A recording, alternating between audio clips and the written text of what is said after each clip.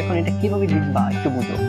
শুরুতে তোমাকে এটা খাতায় তুলতে হবে, আনসার টু দা কুয়েশন 9, বাস লিখতে হবে আনসার টু দা কুয়েশন 9 লিখে এটা টানবে, এই যে লিখবা। ঠিক আছে, এভাবে লেখার পর এই যে প্রশ্নটা যেটা আছে এই যে এ নাম্বার দিয়ে এটা তুলবা। তুলবা হচ্ছে কি এভরিবডি, আমি পুরোটা তুলে নিচ্ছি। হ্যাঁ, এই যে পুরো লাইনটা তুলতে হবে।